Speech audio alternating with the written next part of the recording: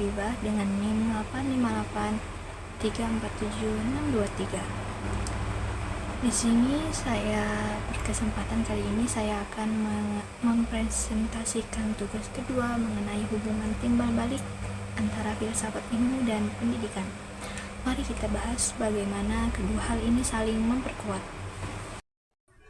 Yang pertama, filsafat ilmu mengawasi dan memperkuat ilmu pendidikan. Mari kita lihat bagaimana filsafat ilmu berperan sebagai pengawas sekaligus penguat ilmu pendidikan.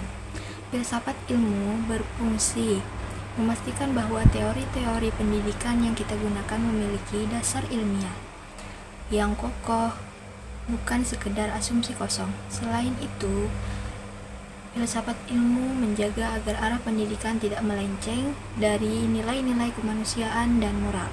Sederhananya, ia menjadi kompas petunjuk arah agar ilmu pendidikan tetap rasional, empiris, dan etis. Dan yang kedua, pendidikan bermakna memperkuat filsafat ilmu. Perkenan pada aspek timbal balik. Kedua hubungan ini bersifat timbal balik. Pendidikan yang bermakna dan bernilai juga turut memperkuat perkembangan filsafat ilmu. Melalui proses pendidikan yang kritis, lahir pemikir-pemikir baru dan riset-riset empirismis di lapangan. Temuan baru dan tantangan nyata dalam dunia pendidikan ini kemudian menjadi bahan evaluasi dan bahan bakar bagi filsafat ilmu untuk terus berkembang dan memperbarui teori agar tetap relevan dan pada zamannya. Dan yang ketiga, mengapa filsafat ilmu disebut sebagai pisau analisis? Dalam membedah persoalan pendidikan, kita bahas membedahnya menggunakan 3 pilar utama. Yang pertama, ontologi, mempertanyakan apa sebenarnya hakikat pendidikan atau manusia yang ingin kita didik.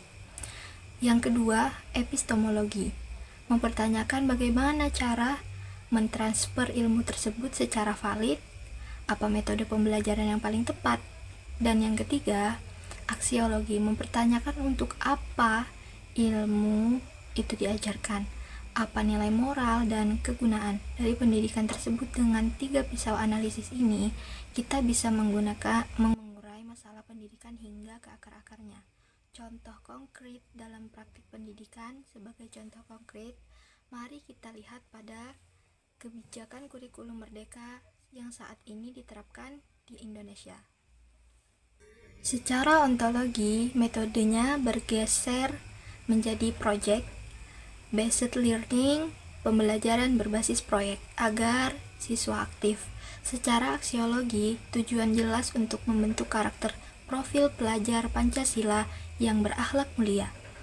Ini adalah bukti nyata bagaimana filsafat ilmu mendasari sebuah kebijakan. Ini adalah bukti nyata bagaimana filsafat ilmu mendasari sebuah kebijakan kurikulum.